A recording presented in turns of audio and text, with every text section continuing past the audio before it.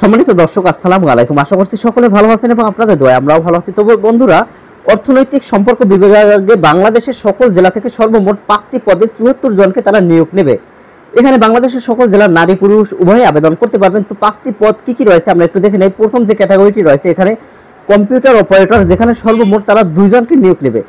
2 নম্বরে রয়েছে 60 মুদ্রাক্ষরিক cum computer operator, এখানে তারা 25 জনকে নিয়োগ নেবে। 3 নম্বরে রয়েছে অফিস সহকারী কাম কম্পিউটার মুদ্রাক্ষরিক, এখানে তারা 6 জনকে নিয়োগ নেবে।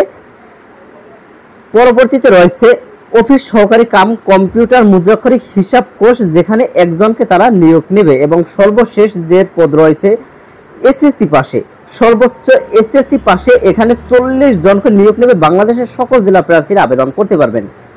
তো এখানে কিন্তু আপনারা আবেদন শুরু হয়েছে এখানে 1 জুন এবং 30 জুন পর্যন্ত অনলাইনের মাধ্যমে আবেদন করতে পারবেন। তো বন্ধুরা, ভিডিওটি দেখার সাথে সাথে 10টি সাবস্ক্রাইব হওয়ার পরবর্তীতেই আমরা পরবর্তী আরেকটি নিয়োগ বিজ্ঞপ্তি প্রকাশ করব। তো আপনাদের কাছে শুধুমাত্র একটাই অনুরোধ, যারা ভিডিওটি দেখলেন অবশ্যই একটা সাবস্ক্রাইব করে দিবেন। বন্ধুরা, এতটুকু আপনাদের কাছে রিকোয়েস্ট যে ভিডিওটি দেখার সাথে সাথে আপনারা একটি সাবস্ক্রাইব করে দিবেন।